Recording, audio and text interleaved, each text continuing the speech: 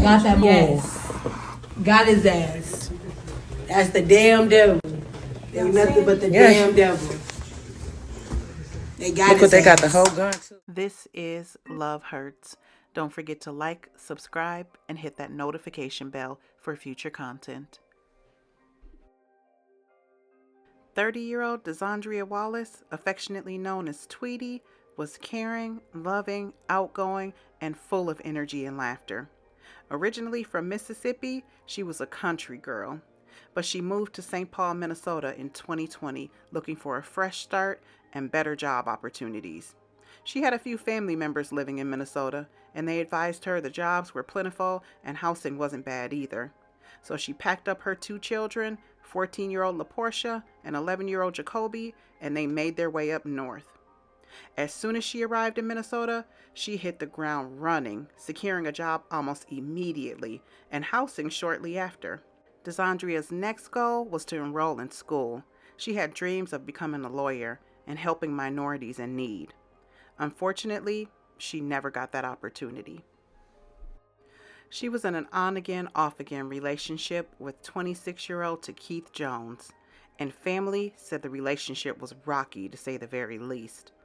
Little is known about how the two met or exactly how long they had been together, but what we do know is that Keith was a very jealous man, and he treated Dandrea like she was his property.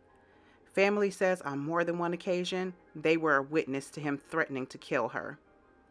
By November of 2020, she had had enough of Keith's abuse and controlling ways, and she broke off the relationship with him. But sources say this only angered him and caused his behavior to become even more erratic. Dandrea's nephew told police that after she broke things off with Keith, he continued to come to her home, even breaking into the house through a kitchen window in December of 2020. Her nephew reported that once he got inside, he swung Dandrea around and accused her of seeing other men, but he eventually calmed down for the night. However, the next morning, Keith became upset again, and he fired a pistol at Dandrea's head. Luckily, he missed, but she never called the police and reported the incident. It was around this same time that Dandrea revealed to family members that she was pregnant.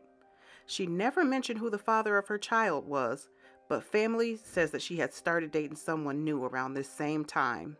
And this is exactly when Keith completely lost his mind.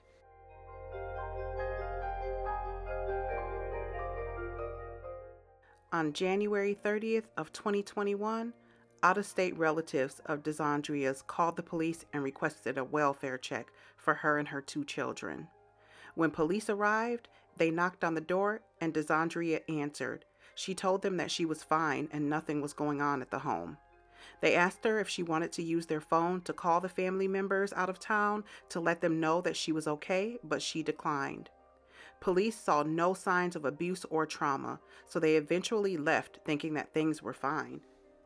However, Dandrea's family wasn't buying it, and they still just felt like something wasn't right about the situation. So exactly 1 hour after the police left, her aunt and uncle decided to go to the home and conduct their own welfare check. And what they found when they arrived was absolutely horrific. Lying in the doorway, blocking the door from opening all the way, was 14-year-old LaPortia. She was deceased after having been shot in the back over 10 times. LaPortia was known as Sugar to family, and she loved basketball. She had dreams of becoming a WNBA player. She was very shy and quiet, but extremely smart, and she was always asking questions. If she didn't know the answer to something, she had no problem asking. As a music buff, Sugar loved anything that involved music, but she also loved spending time with her family. As Dandrea's family continued to make their way into the home, they located Dandrea. She was laying on the family sofa, deceased. She had been shot twice. Laying right there next to her was her 11-year-old son, Jacoby. Jacoby was known as Kobe to most family members, and he loved playing video games, especially Fortnite. He was very energetic, and he loved to jump around. He always had the biggest smile on his face, but above all else, he was a mama's boy, a true protector of his mother. The two were honestly joined at the hip most of the time. As DeZandria's family moved closer to Colby, they realized that he was still breathing, so they immediately ran out of the home and called 911. Police and medical arrived almost immediately, and they rushed Colby to the hospital. He was clinging to life, but he held on long enough to tell police that his mom's ex-boyfriend, Keith, was the shooter. Shortly after making that statement, Colby succumbed to his injuries. An autopsy later revealed that he had been shot 5 times. We begin tonight with a heartbreaking triple homicide. St. Paul police responding to a home this afternoon where they found an adult woman and a young teen dead. A boy about 10 years old died a short time later. Again, here's what we can tell you about the victims, what St. Paul police have told us tonight. An adult woman in her 30s has died, a girl in her early teens, and that young boy, we're told somewhere between 8 and 12 years old, all shot and all ended up dying. Victims in this 700 block of Jesse Street in a home here. Now, police say they're looking for the person or those responsible, and they say they believe it was not random and was some sort of domestic related incident. They can't tell us how or if the 3 victims are related. The victims were found by someone who had called 911 just after 3 this afternoon. St. Paul police say this was very difficult to walk into and see for the officers, even more so because it involved those children. And also because an officer actually had been called out to this address for a welfare check 1 hour before everything happened to do a welfare check on the victim after an out-of-state relative called, worried for her safety. Our officer did come here. He did speak with her at the door and explained why he was there. And she looked at him and said, "I'm okay. Tell them I'm okay." The officer asked if she wanted to call the family in Tennessee with his phone. She declined, and that was the end of the interaction between the two. Sergeant Ernster also telling us they had been to this address once before on a similar call, a welfare check, also someone who had been concerned for the person's safety.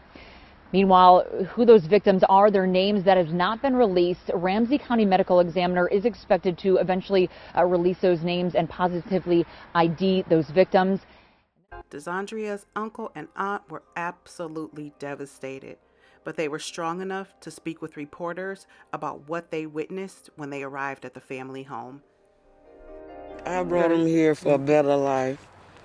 Made sure they had a place to stay. Josephine Johnson and her husband Harold remember their 30-year-old niece, DeZandria, and her 2 children, 11-year-old Jacoby and 14-year-old LaPortia. She loved playing basketball. She loved, every time you see her, she had the basketball in her hand. Harold says he went to the family's home on Jesse Street just after 3 p.m. Saturday to check on them when he noticed The front door was cracked. So I pushed the door in, but when I pushed the door in, I didn't know that my great niece was sitting right there behind the door. That's when he went inside. I seen my niece laying on the couch like that, then I grabbed her, but there was no response, so that's when I ran outside the house and told my wife, no, she needed to call 911. St. Paul police responded and found all 3 victims suffering from gunshot wounds. 2 victims were pronounced dead at the scene. Harold's great-nephew was taken to a hospital, where he later died from his injuries. My nephew was protecting his mama. He was still alive. When I walked in the house, he said, "Uncle Harold, help me." Fortunately, it didn't take long for the police to locate Keith. He was arrested in an apartment building stairwell, still carrying the murder weapon.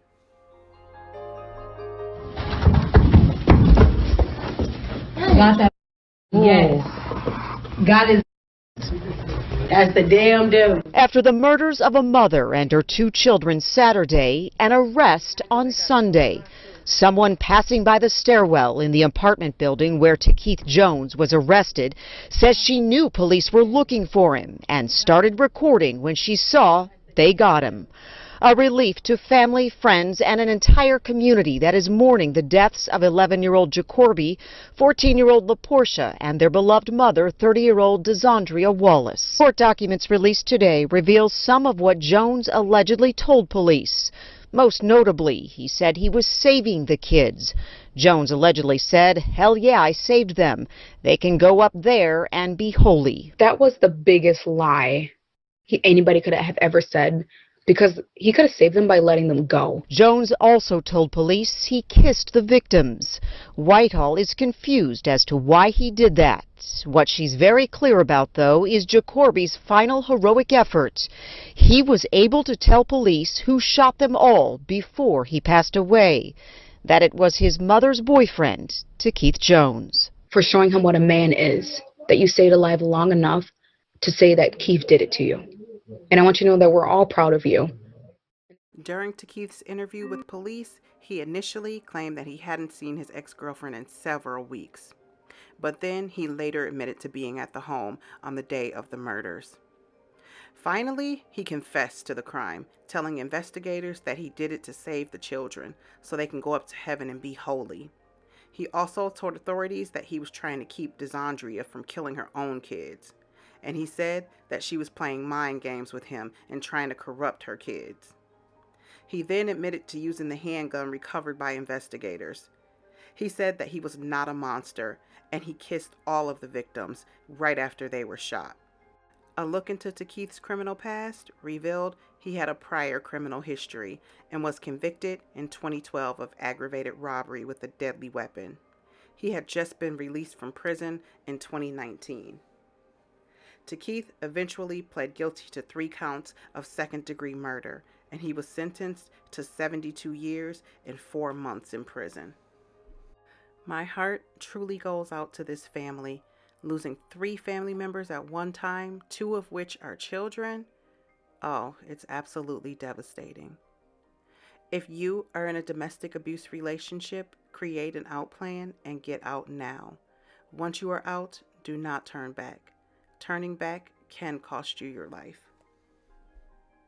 As always, loves, stay safe. Don't forget to subscribe, thumbs up, and hit that notification bell for future content.